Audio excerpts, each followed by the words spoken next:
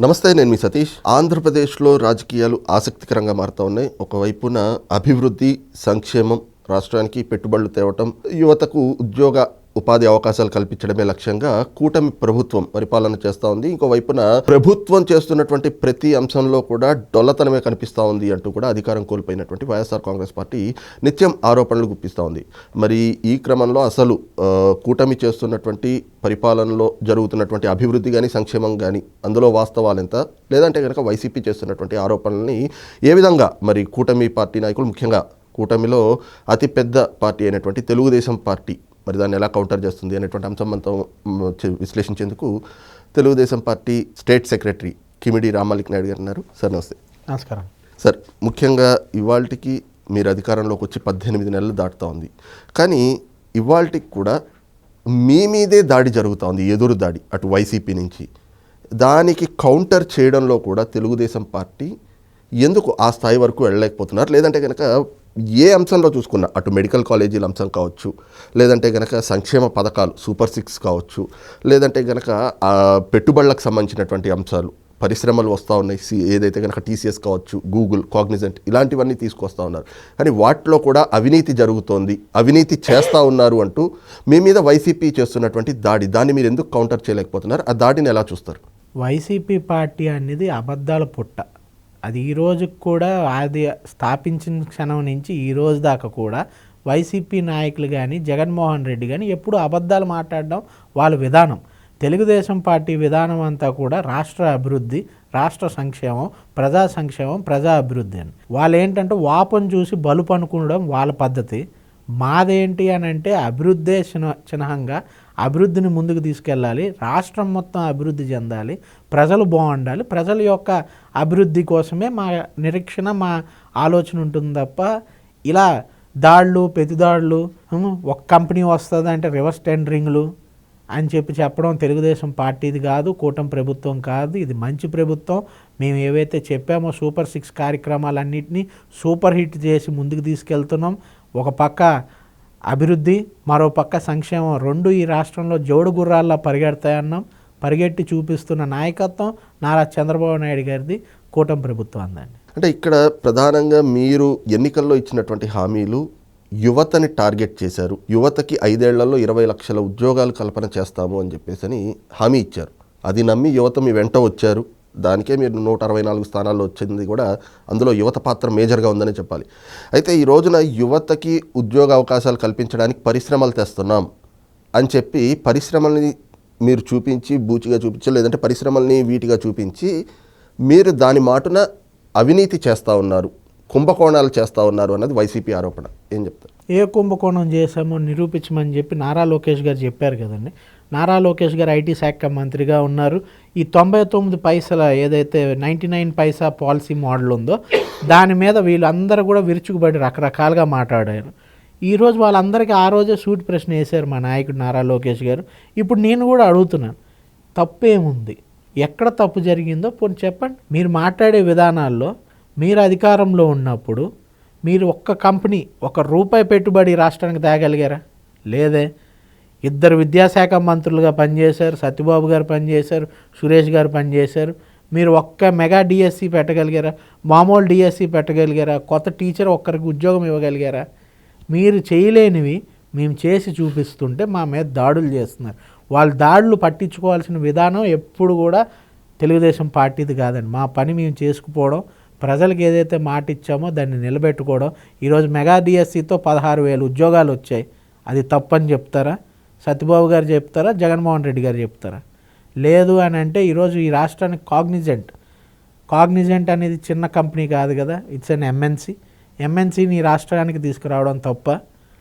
ఏమైనా అంటే భూకుంభకోణాలు జరిగిపోయాయి అంటారు. భూకుంభకోణాలు వైసీపీ ప్రభుత్వంలో జరిగాయి తప్ప ఉత్తరాంధ్రలో ఎక్కడైనా ఉంటే భూముల్ని ఎతికి వైజాగ్లో కలెక్టర్ ఆఫీస్తో సహా తాకట్టు పెట్టిన విధానం, ఆ యొక్క ఏవైతే ఉన్నాయో పాలసీలు, అవి జగన్మోహన్ రెడ్డి వైసీపీ ప్రభుత్వానికి తప్ప మా కూటమి ప్రభుత్వానికి కావండి. ఉత్తరాంధ్ర అభివృద్ధిని ముందుకు తీసుకెళ్లే పార్టీ కానీ ప్రభుత్వం కానీ ఉంది అంటే అది టీడీపీ పార్టీ, కేవలం ఈ కూటమి ప్రభుత్వమే. ఈరోజు మేము చూసుకుంటే భోగాపురం ఎయిర్పోర్ట్ పూర్తి చేస్తున్నాం.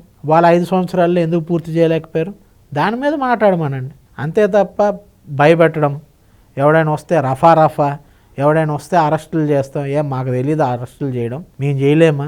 ఈరోజు కేవలం అధికారం వచ్చిన 18 నెలల్లో మీరు చూస్తే ఏవైతే కేసులు నిరూపితమయ్యాయో, ఎక్కడైతే పక్కా సాక్ష్యాలు ఉన్నాయో వాళ్ళనే అరెస్ట్ చేశాం తప్ప ఎక్కడ కూడా ఏదో అధికారం ఉంది కదా అని చెప్పి రాజ్యాంగంకి విరుద్ధంగా ఎక్కడ ఈ రోజు దాకా మా ప్రభుత్వం ముందుకెళ్ళలేదు. అంటే ఓకే, కేసులు అంశాల్లోకి వద్దాం, కానీ ఇక్కడ మీరన్న పాయింట్లే 99 పైసలకి భూములు ఇవ్వటం, కోట్ల రూపాయలు విలువ చేసేటువంటి భూముల్ని ఎందుకు అప్పనంగా కట్టబెడుతున్నారు? ఇది కూడా కేవలం కుంభకోణాలు చేయడానికే, మీ అవినీతి కోసమే అంటూ వైసీపీ చేస్తున్న ఆరోపణ.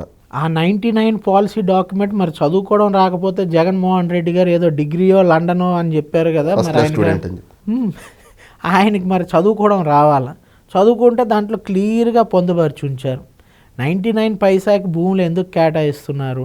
ఆ కంపెనీలు ఈ రాష్ట్రానికి రావాలా? ఏవైతే పక్క రాష్ట్రాల్లో దిగ్గజ సిటీలు ఉన్నాయో, హైదరాబాద్కి వెళ్లకుండా, బెంగళూరుకి వెళ్లకుండా, ముంబైకి వెళ్లకుండా, చెన్నైకి వెళ్లకుండా వాటిని తీసుకురావడం కోసం ఒక పాలసీ తయారు చేసి, ఆ పాలసీ అలా ఉంటే, ఏదైతే మోడీ గారు గుజరాత్ మోడల్ అని చెప్పి గుజరాత్లో టాటా కంపెనీని ఆ రోజు తీసుకురావడానికి ఒక మోడల్ పెడితే దాన్ని ఐటీ కంపెనీస్కి వర్తింపజేసి ఈరోజు ఆ పాలసీని తీసుకొచ్చి దాని ద్వారా ఈ పెద్ద కంపెనీలు వస్తున్నాయి. గూగుల్ ఎలా వస్తుందండి? మొత్తం సౌత్ ఏషియాలో ఒక ఇండియాయే ఉందా? సౌత్ ఏషియా మొత్తానికి ఒక ఆంధ్రప్రదేశే ఉందా? అంత పెద్ద కంపెనీ, అంత పెద్ద పెట్టుబడి 1,35,000 కోట్లు మరి ఎలాగ వస్తుంది? మన దగ్గర ఏదైతే ఉందో దాన్ని చూపిస్తేనే కదా వస్తుంది. మన దగ్గర భూమి ఉంది, మేము ఆ భూమి కేటాయించగలుగుతాం, దాన్ని మీకు ద లోయెస్ట్ ప్రైస్కి ఇవ్వగలుగుతాం. బట్ లోకేష్ గారు క్లారిటీగా చెప్పారు, ఆ ఎకో సిస్టమ్ బిల్డ్ అయితే ఏదైతే ఈ ₹1 కోటి భూమి ఇచ్చామని వీళ్ళు మాట్లాడుతున్నారో 100 కోట్లు రేపు మనకి పెట్టుబడులు లక్షల కోట్లలో వస్తున్నాయి. దాని యొక్క ఏదైతే గవర్నమెంట్కి వచ్చే రెవెన్యూస్ కానీ, రాష్ట్రానికి వచ్చే రెవెన్యూస్ కానీ, ప్రైవేట్ రెవెన్యూస్ తీసుకోండి, గవర్నమెంట్ రెవెన్యూస్ తీసుకోండి. ఇవాళ గూగుల్ వచ్చిందంటే గూగుల్ ఒకటే అక్కడ ఉండదు కదా, దాంట్లో మనుషులు ఉంటారు కదా, వాళ్ళ కోసం ఎన్నో సంస్థలు రావాలి కదా, ఇల్లు కట్టాలి కదా, స్కూల్స్ రావాలి కదా, ఇలా ఒక ఎకో సిస్టమ్ బిల్డ్ అవ్వాలి కదా. వీటన్నిటి వచ్చినప్పుడు ఎన్ని లక్షల కోట్ల రెవెన్యూ వస్తుంది? అది ఆలోచించి వాళ్ళకి ఆ భూ కేటాయింపులు జరుగుతున్నాయి తప్ప ఎవరికి అప్పనంగా ఎక్కడ ఏ కేటాయింపు జరగలేదు. అయితే ఇక్కడ మీరు ఒక ఉత్తరాంధ్ర వాసిగా చెప్పండి, ప్రధానంగా ఈ గూగుల్ డేటా సెంటర్ ఇది ఒకంత మొదట్లో వివాదాస్పదమైంది, ఆ తర్వాత ఇవాళ దానికి సంబంధించి ఒక క్రెడిట్ అనేటువంటి ఒక యుద్ధం వాతావరణమే కనిపిస్తోంది. ఎందుకంటే మొదట్లో గూగుల్ డేటా సెంటర్ తీసుకొస్తున్నామని చెప్పి మీరు ప్రకటన చేసినప్పుడు ఏముంది, అది ఒక గోడౌన్ వస్తుంది అంతే అన్నారు. ఆ తర్వాత ఏమో అక్కడ కరెంటు మొత్తం ఒక ప్రాంతానికి కరెంట్ అనేటువంటిది దక్కకుండా మొత్తం గూగుల్ డేటా సెంటర్ తినేస్తుందన్నారు, నీళ్లు తాగేస్తుందన్నారు. గూగుల్ డేటా సెంటర్ అంటే అదొక పెద్ద భూతం అని చెప్పుకుని ప్రచారం చేశారు ఇదే వైసీపీ నాయకులు. మరి ఈ రోజున మీరు తెచ్చిందేంటి, దీన్ని మా జగన్మోహన్ రెడ్డి తెచ్చాడు గతంలో అని చెప్తా ఉన్నారు. అసలు గూగుల్ డేటా సెంటర్ మాట జరుగుతున్నటువంటి ఈ వార్ని ఎలా చూస్తారు? At the same time Google రావడం వల్ల ఉత్తరాంధ్ర ప్రాంతానికి జరిగే లాభాలు ఏమిటి? ఈరోజు మనం గూగుల్ గురించి మాట్లాడే ముందు ఒక్కసారి మనం 25 సంవత్సరాలు వెనక్కి వెళ్దాం. హైదరాబాద్కి ఏదైతే బిల్ క్లింటన్, అదేవిధంగా ఏదైతే బిల్ గేట్స్ వాళ్ళు రావడం వల్ల, మైక్రోసాఫ్ట్ వస్తుంది అనడం వల్ల, సైబర్ టవర్స్ రావడం వల్ల ఆ రోజు ఇదే మాట అన్నారు, ఇలాగే అన్నారు, రైతు బిడ్డలు రైతులుగా ఉండకూడదా, లేకపోతే ఎలక్ట్రికల్ వైర్ల మీద బట్టలు వేసుకోమన్నారని అదని. ఈరోజు అవన్నీ కూడా బండి సున్నాలుగా మారిపోయేవి.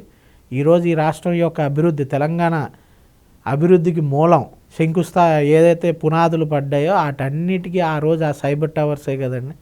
అలంతకంట 10 రెట్లు ఎక్కువ గూగుల్ సంస్థ రావడం వల్ల, ఆ డేటా సెంటర్ రావడం వల్ల 1,35,000 కోట్లు ఇన్వెస్ట్మెంట్. అంటే అదేదో ఒక మనిషో 2 మనుషులో చేసేసే ప్రాజెక్ట్ కాదు, కొన్ని లక్షల్లో జనాలు దాని మీద పనిచేస్తే కానీ ఆ గూగుల్ సెంటర్ పరిపూర్ణంగా పూర్తవ్వదు. అన్ని లక్షల మందికి ఉపాధి దొరుకుద్ది, అంత పెద్ద ఎకోసిస్టమ్ క్రియేట్ అవుతుంది. ఈ దేశంలోనే అంత పెద్ద ఇన్వెస్ట్మెంట్ ఇప్పుడు దాకా రాలేదు. ఉత్తరాంధ్ర యొక్క పూర్తి ఏదైతే ఇప్పుడు దాకా ఉత్తరాంధ్ర అంటే వెనకబడిన ప్రాంతం అని, ఉత్తరాంధ్ర అని అంటే ఏదో అక్కడ ఎవరు రారని ఏదైతే అనుకున్నారో వాటన్నిటినీ మారుస్తూ నారా లోకేష్ గారు ఉత్తరాంధ్రాన్ని తీసుకెళ్ళి ప్రపంచ పటంలో నిల్చోబెట్టారు. ఉత్తరాంధ్ర భవిష్యత్తు చాలా ఉజ్వలంగా ఉంటుంది. గూగుల్ మీద ఏదైతే జగన్మోహన్ రెడ్డి గారు వాళ్ళకి ఓ పాలసీ లేదండి.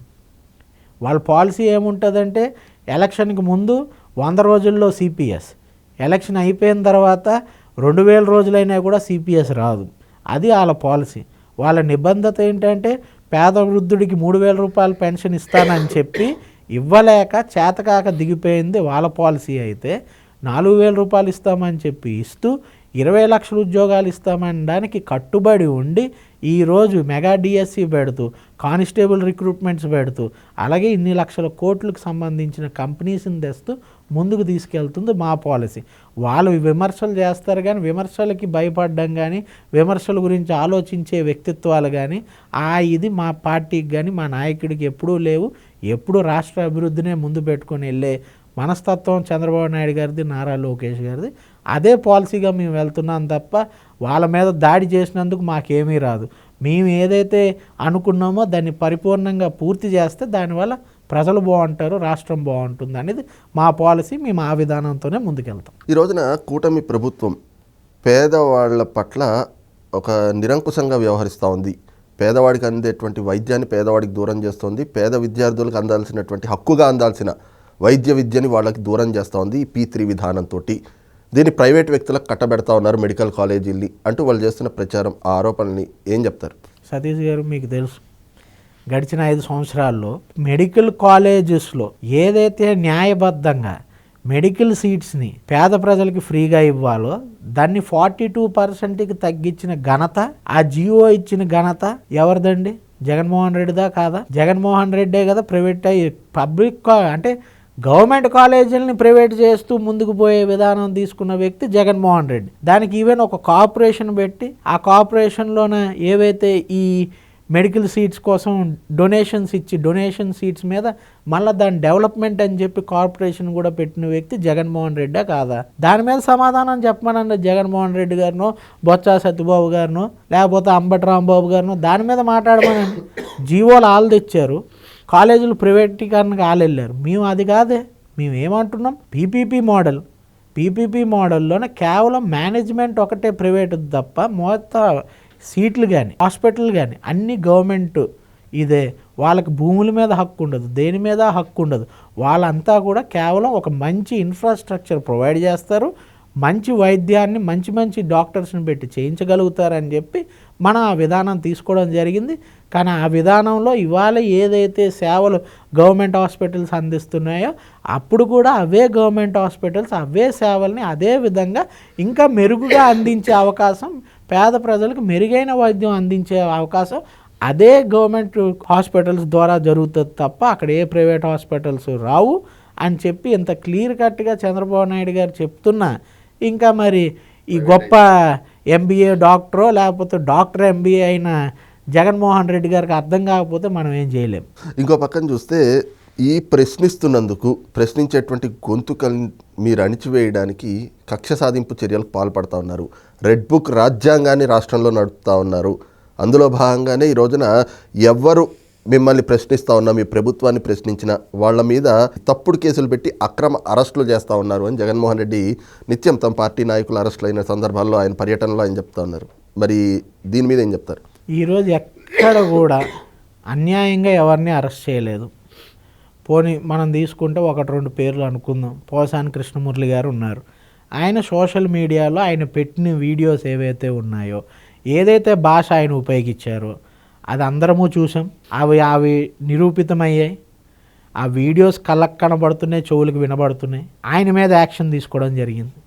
అదేవిధంగా ఈ అనిల్ బూరగా ఆయన మీద తీసుకోవడం జరిగింది. ఆయన పెట్టిన వీడియోస్ చూసాం, ఆయనపై మాట్లాడిన భాష చూసాం, ఆయన మీద తీసుకోవడం జరిగింది చర్యలు. అంతే తప్ప నిరూపితం కాకుండా కేవలం ఆరోపణలతో ఎవరిని తీసుకెళ్లి జైల్లో వేసిన విధానం కూటమి ప్రభుత్వానికి కానీ చంద్రబాబు నాయుడు గారిది కానీ లేదు. రెడ్ బుక్ రాజ్యాంగం అనేది వాళ్ళు అంటున్న మాట తప్ప మేము చెప్తున్న మాట కాదు. రెడ్ బుక్లో ఏవైతే పేర్లు ఉన్నాయో అవి కేవలం ఏ పేర్లు అయితే ఎవరైతే వ్యక్తులు గడిచిన 5 సంవత్సరాల్లో జగన్మోహన్ రెడ్డి యొక్క అన్యాయ పరిపాలనలో ఆయన రాక్షసత్వానికి ఎవరైతే ఎస్ బాస్ అని చెప్పి ఆ రోజు ప్రజల్ని ఇబ్బంది పెట్టారో, కార్యకర్తలను ఇబ్బంది పెట్టారో, సామాన్యులను ఇబ్బంది పెట్టారో, కేవలం వాళ్ళ పేర్లే ఉన్నాయి తప్ప వాళ్ళను కూడా రాజ్యాంగబద్ధంగా వాళ్ళు చేసిన తప్పులు నిరూపితమైతేనే జైల్లో పెట్టడం జరుగుతుంది తప్ప మేము ఎక్కడ కూడా రాజ్యాంగ వ్యతిరేక కార్యక్రమాలు చేయట్లేదు. అది లోకేష్ గారి విధానం కాదు, చంద్రబాబు నాయుడు గారి విధానం అసలే కాదు. ఇక్కడ ఇంకొక అంశం, coming to me constituency, Kimidi కుటుంబానికి రాజకీయాల్లో, ముఖ్యంగా ఉత్తరాంధ్ర రాజకీయాల్లో ఒక ప్రత్యేక స్థానం అని చెప్పుకోవచ్చు. ఎందుకంటే అనేక సందర్భాల్లో మీ నాన్నగారు పోటీ చేసినటువంటి సమయాల్లో నియోజకవర్గాల మార్పులు అనేది చూసాం. రాజాం నుంచి ప్రాతినిధ్యం వహించేవాళ్ళు, అంటే గుంటూరు ఉన్నప్పుడు, ఆ తర్వాత హెచ్చర్లకు వచ్చారు. అది కూడా ఎలక్షన్కి 6 నెలల ముందు ఎప్పుడో కన్ఫర్మ్ చేసినట్టున్నారు. అక్కడ గెలిచి చూపించారు. ఇక తర్వాత మొన్నటి ఎన్నికల్లో చూస్తే చీపురుపల్లి, అసలు ఎప్పుడు ఆ జిల్లాలో పోటీ చేసిన పరిస్థితులు, అంటే ఉమ్మడి జిల్లాలుగా కలిసి ఉన్నప్పుడు అది వేరు, కానీ చీపురుపల్లి లాంటి ప్రాంతం కొత్త నియోజకవర్గానికి అది ఎన్నికలకి 2-3 నెలల ముందు ఆయనకి అనౌన్స్ చేస్తే అక్కడికి వెళ్ళి కూడా విజయం సాధించారు, అందులోనూ బొత్స గారి పైన. మరి ఆయన గెలుపులో మీ పాత్ర ఏమిటి? అసలు కిమిడి కుటుంబం తాలూకు రాజకీయం ప్రత్యేకత ఏమిటి? మా రాజకీయం నాన్నగారిది కావచ్చు, మా కుటుంబానికి కావచ్చు, ఎప్పుడు కూడా ప్రజాపక్షం. ప్రజలకి మేలు జరగాలి, ముఖ్యంగా పేద ప్రజలకి మేలు జరగాలి, బడుగు బలహీన వర్గాలకి మేలు జరగాలి. Always stand by the 10 not by the 1 అని చెప్పేది మా రాజకీయ, ఏదైతే మా రాజకీయ ప్రస్థానం ఉందో అదంతా కూడా అదే మా పాలసీ అండి. అదే పార్టీ పాలసీ, అదే చంద్రబాబు నాయుడు గారి పాలసీ, అదే ఎన్టీ రామారావు గారి పాలసీ, ఇప్పుడు నారా లోకేష్ గారి పాలసీ. ఎప్పుడు కూడా ప్రజలు అభివృద్ధి, ప్రజల ఆకాంక్షలు నెరవేర్చడమే అదే విధానం మేము కూడా ఎప్పుడూ అవలంబిస్తూ వచ్చాం. మొన్న చీపురుపల్లి ప్రజలకు నిజంగా ధన్యవాదాలు, ఈ విజయాన్ని వాళ్ళు కట్టబెట్టినందుకు. చీపురుపల్లిలో ప్రత్యేక పరిస్థితుల్లో చీపురుపల్లి వెళ్లాల్సి వచ్చింది. పార్టీ నిర్ణయం బట్టి, పార్టీ ఎప్పుడు ఏ నిర్ణయం తీసుకున్నా దాన్ని ఎప్పుడు మేము శిరసావహిస్తూనే వచ్చాం. ఈరోజు అక్కడికి వెళ్ళాం, అక్కడ గెలిచాం. దానికంటికి కారణం ఏంటంటే 42 సంవత్సరాలు మా కుటుంబం మీద, నాన్నగారి మీద ఏదైతే ప్రజలకు నమ్మకం ఉందో అది, ప్లస్ పార్టీ కార్యకర్తలు, పార్టీ నాయకులందరూ కూడా ఒక తాటి మీద పనిచేసి ఈరోజు ఈ గెలుపుకి సాధ్యమైందండి. వెళ్ళే ముందు చాలామంది చాలా మాట్లాడారు, కానీ మేమైతే కాన్ఫిడెంట్, చంద్రబాబు నాయుడు గారు వెరీ కాన్ఫిడెంట్, 100% గెలుస్తామని వెళ్ళాం. అలాగే గెలిచి ఈరోజు చంద్రబాబు నాయుడు గారికి, నారా లోకేష్ గారికి దాన్ని గిఫ్ట్ కింద ఇచ్చాం. ఆ రోజు కూడా చెప్పాం గెలుస్తాం. ఎందుకనంటే అక్కడ ఏదైతే విధానాలు అప్పుడు ఉన్న సత్యబాబు గారు కానీ వాళ్ళు కానీ ఉన్నారో, ప్రజా వ్యతిరేక విధానాలు వాళ్ళు అవలంబించారు. మనం ప్రజలకి మంచి చేస్తామనే నమ్మకం వాళ్ళకు ఉంది కాబట్టి తప్పకుండా ప్రజలు మా పక్షాన్ని నిల్చుంటారు అనుకున్నాం. అలాగే నిల్చున్నాం. ఒక స్ట్రాటజీ బేస్ చేసుకున్నాం. ఏంటనంటే ఎలక్షన్స్ ముందంతా కూడా జాగ్రత్తగా మన పార్టీ అంతా కూడా ఒక తాటి మీద ఉండేలా చూసాం. అదేవిధంగా పార్టీ నాయకులు, ఓల్డ్ టైమర్స్ కావచ్చు, న్యూ టైమర్స్ కావచ్చు, యూత్ కావచ్చు, సీనియర్స్ కావచ్చు, అందరినీ ఒక తాటి మీదకి తీసుకొచ్చాం. అందరికీ ఒక నమ్మకం నాన్నగారంటే, అందుకు అందరూ కూడా కలిసికట్టుగా పనిచేశారు. ఈ గొప్ప విజయానికి సాధించడానికి అది మూలమైందండి. దాన్ని కరెక్ట్గా ప్లాన్ చేసుకోగలిగాం. ఆ ప్లానింగ్ని అలాగే ఇంప్లిమెంట్ చేసాం. దానికి పార్టీ బ్యాక్ హ్యాండ్ కావచ్చు, బ్యాక్ హ్యాండ్ ఆఫీస్ కావచ్చు, మా చంద్రబాబు నాయుడు గారు, లోకేష్ గారు కావచ్చు, వాళ్ళు ఇచ్చిన సూచనలు, సలహాలు అవన్నీ కూడా కలిసి కట్టి ఈరోజు ఈ విజయానికి మూల కారణంగా నిలిచాయి. ఇక్కడ ఇంకొక అంశం, ఈ రోజున రాష్ట్రంలో సంక్షేమ పథకాలకు వచ్చేటప్పటికి ప్రధానంగా పెన్షన్లు అనేటువంటి అంశానికి వస్తే 3,000 నుంచి 4,000 ఏకకాలంలో ప్రభుత్వం చేసింది. ఇక ప్రతి నెల 1వ తారీఖున నేరుగా ముఖ్యమంత్రి, మంత్రులు, ఎమ్మెల్యేలు, లబ్ధిదారులు ఎవరైతే ఉంటారో వాళ్ళకి ఇళ్లకి వెళ్ళి మరీ ఆ పెన్షన్లు అందిస్తున్నటువంటి ఆ పరిస్థితులు, ఆ పరిణామాలు మనం చూస్తున్నాం. కానీ చీపురుపల్లిలో ఒక కొత్త అంశం అదేమిటి అంటే, బాధితులు ఎవరైతే ఉంటారో సీఎంఆర్ఎఫ్కి అర్జీలు పెట్టుకున్నటువంటి వాళ్ళ ఇళ్ళకి మీ నాన్నగారు ఒక ఎమ్మెల్యేగా ఉండి ఆయన లేనటువంటి టైంలో బాధితుల ఇళ్లకి వెళ్ళి మరీ ఈ సీఎంఆర్ఎఫ్ చెక్కులు అందిస్తూ ఉన్నారు. అంటే ఇది ఒక కొత్త రకమైనటువంటి ఆలోచన. ఎందుకంటే పెన్షన్లు ముఖ్యమంత్రి గారు ఇస్తున్నారు అన్నదే అదొక ఇన్నోవేటివ్ థాట్. బాధితులకు సీఎంఆర్ఎఫ్ చెక్కులు అందించడం, ఈ ఆలోచన ఎక్కడి నుంచి వచ్చింది అసలు? అంటే మాది ఇప్పుడు ఏదైతే చీపురుపల్లి నుంచి ప్రాతినిధ్యం వహిస్తున్నామో ఇది చాలా పేద నియోజకవర్గం అండి. చీపురుపల్లి నియోజకవర్గం అనేది పేద నియోజకవర్గం. రైతులు మోస్ట్లీ అంటే ఎక్కువగా రైతు ఆధారిత ప్రాంతం. మళ్ళీ రైతు ఆధారిత ప్రాంతంలో వర్ష ఆధారిత ప్రాంతం. బొత్స సత్యనారాయణ లాంటి వ్యక్తులు అక్కడ ఉన్నారు, ప్రాతినిధ్యం వహిస్తూ ఉన్నారు. అది పేద నియోజకవర్గం అని చెప్తారు. చాలా పేద నియోజకవర్గం అండి. ఎందుకనంటే చాలా పేద నియోజకవర్గం, చాలా బ్యాక్వర్డ్ ఏరియా, వాటర్ లేక ఇరిగేషన్ ఫెసిలిటీస్ తక్కువ ఉన్న నియోజకవర్గం. కానీ తెలుగుదేశం పార్టీ అధికారంలోకి వచ్చిన తర్వాత, తెలుగుదేశం పార్టీ పుట్టిన తర్వాత నియోజకవర్గంలో అభివృద్ధి ఫలాలు అలా మెల్లగా పెరుగుతూ వచ్చాయి. ఈరోజు మనం ఇచ్చిన తోటపల్లి ఇరిగేషన్ వల్ల అక్కడ పంటలు పండుతున్నాయి. అవన్నిటితో ఇప్పుడిప్పుడు డెవలప్ అవుతున్న ఒక నియోజకవర్గం. కానీ పేదరికం చాలా ఎక్కువ ఉన్నది. సో ఆలోచిస్తున్నప్పుడు ఏంటి అంటే ఈ సీఎం రిలీఫ్ ఫండ్కి చాలామంది రావటం పెట్టడం జరుగుతుంది. సీఎం గారు కూడా సీఎం రిలీఫ్ ఫండ్ మీద ప్రత్యేక దృష్టి పెట్టారు. ఇవన్నీ జరుగుతున్నప్పుడు పేద నియోజకవర్గం కాబట్టి మనం వెళ్ళి ఇంటికి వెళ్ళి ఒక ఊరికి వెళ్ళి ఈరోజుండే ఏవైతే సర్కమ్స్టెన్సెస్ ఉన్నాయో, ఏదైతే మన రాష్ట్రంలో ఫైనాన్షియల్ బర్డన్స్ మన గవర్నమెంట్ మీద ఉన్నాయో, దానివల్ల ఒక ఊర్లో చెప్పినవన్నీ చేయలేకపోవచ్చు. కానీ మనకు సాధ్యమైంది, పేద ప్రజలకు అందుతున్నది, వాళ్ళకు అవసరమైనది. వాళ్ళు వైద్యంకి వెళ్ళి ఇబ్బంది పడి, వాళ్ళు కొంతమంది క్యాన్సర్ పేషెంట్స్ ఉన్నారు, కొంతమంది హార్ట్ ఆపరేషన్స్ అయిన వాళ్ళు ఉన్నారు, కొంతమంది దీర్ఘకాలిక రోగాలతో ఇబ్బంది పడుతూ అనేక సార్లు హాస్పిటల్కి వెళ్ళి బిల్స్ ఇవి అయిన వాళ్ళు ఉన్నారు. అలాంటి వాళ్ళకి మనం వెళ్ళి ధైర్యం చెప్పగలిగితే, అలాంటి వాళ్ళకి మా చంద్రబాబు నాయుడు గారు ముఖ్యమంత్రిగా ఉన్నప్పుడు మీరు పెట్టుకున్న సీఎం రిలీఫ్ ఫండ్ మేము తేగలిగాం, మీరు అడుగుతూనే మేము ఇవ్వగలుగుతున్నాం అని చెప్పి ఇంటికి వెళ్ళి చెప్తే భరోసా ఇచ్చినట్టు ఉంటుంది. అలాగే మన క్యాడర్, ఆ గ్రామాల్లో ఉన్న క్యాడర్కి కూడా ఒరే మేము ఇది ఇవ్వగలిగాం, మేము మన ఊరికి ఇది తేగలిగాం, ఈ ఫలానా వ్యక్తి ఇబ్బంది పడితే మా చంద్రబాబు నాయుడు గారి హయాంలో మేము ఆయనకి కొంచెం సహాయం చేయగలిగామని చెప్పి అనగలుగుతాం కదా. వాళ్ళని ఆఫీస్కి తెప్పించుకొని ఇవ్వడం ఓకే, కానీ అదే ఊర్లోకి వెళ్తే 10 మంది దాని గురించి మాట్లాడతారు, ఓ చర్చ జరుగుద్ది. మన క్యాడరు మన పార్టీకి దానివల్ల ఎంతో కొంత ఉపయోగపడుతుంది. అంతకంటే ఏంటి అని అంటే దాని మీద ఎవరికైనా అవగాహన లేకపోతే పేద ప్రజలకు అవగాహన వస్తుంది. ఓ ఇలా ఒకటి మనం పెట్టుకోవచ్చు, ఇలా మనం తేవచ్చు, ఓకే మనకు సహాయం వస్తుంది అని చెప్పి ఉంటుందని చెప్పి ఆ పాలసీ తీసుకోవడం జరిగిందని నాన్నగారు అనుకున్నారు. నేను కూడా చాలాసార్లు ఆ విధానం ఆలోచించాం.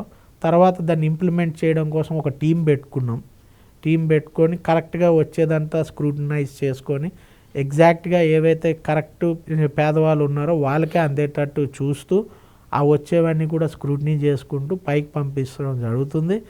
నిజంగా చీఫ్ మినిస్టర్ నారా చంద్రబాబు నాయుడు గారికి ధన్యవాదాలు తెలుపుకుంటున్నాను. ఎందుకంటే నాకు తెలిసి రాష్ట్ర వ్యాప్తంగా సీఎం రిలీఫ్ ఫండ్స్లో ఫస్ట్ ప్లేస్లో చీపురుపల్లి ఉందండి. అందుకు అది కూడా ప్రజల్లోకి వెళ్తుంది కదా అనడానికి ఈ విధానం పెట్టడానికి ఒక కారణం అయింది. ఎందుకంటే పెద్ద ఎత్తున వస్తున్నాయి సార్ అని చెప్పి కార్యకర్తలు కూడా చెప్పడం జరిగింది. చాలామంది ముఖ్యంగా పేద కార్యకర్తలు ఏంటంటే సార్ మనం ఇక్కడ పెట్టిస్తున్నాము, కానీ ఒకవేళ ఊర్లోకి వెళ్తే బాగుంటుంది కదా, మీరు మా ఊరు వచ్చినట్టు ఉంటుంది, ఇచ్చినట్టు ఉంటుంది, మేము కూడా చెప్పుకోవడానికి ఉంటుంది అని. అప్పుడు అన్ని అనాలిసిస్ చేసుకొని మన ఆఫీసు మన దీంతో కూడా మాట్లాడాక అప్పుడు ఓకే ఈ విధానం మనం పెడితే బాగుంటుందని నిర్ణయం తీసుకొని పెట్టడం జరిగింది. ప్రజలు మంచిగా స్పందిస్తున్నారు, సంతోషపడుతున్నారు. అంటే వాళ్ళ ఇంటికి వెళ్ళినప్పుడు మనం అది ఇస్తున్నప్పుడు వాళ్ళ కళ్ళల్లో ఆనందం చూసినప్పుడు వాళ్ళు మంచి మంచి మాటలు, సార్ నిజంగా ఇది ఇలా జరిగింది, థ్యాంక్ యూ అండి, మీరు వచ్చినందుకు ఇవాళ మాకు భరోసా వచ్చింది, పర్లేదు అనిపిస్తుంది, మా గురించి అడిగే వాళ్ళు ఉన్నారనిపిస్తుంది అని వాళ్ళు చెప్పినప్పుడు ఆనందం కలుగుతుంది. వాళ్ళకి మాకు సంతోషంగా ఉంది, మా చంద్రబాబు నాయుడు గారు ఇచ్చింది మనం చేతికెళ్ళి ఇవ్వగలుగుతున్నాము అని. రైట్. అయితే ఇప్పటి వరకు మీ నియోజకవర్గంలో జరుగుతున్నటువంటి ఈ అభివృద్ధి కావచ్చు, లేదంటే ప్రజలకు మీరు అందిస్తున్నటువంటి సేవ ఇంకా ఇలాగే కొనసాగించాలి. నిజంగా నియోజకవర్గంలో ఇంకా బలంగా కూడా పార్టీ బలోపేతం చేయడంలో కూడా ఇంకా కృషి చేయాలి. మీరు కూడా అందులో భాగస్వామ్యం అవ్వాలి అని చెప్పి కోరుకుంటూ థ్యాంక్ యూ.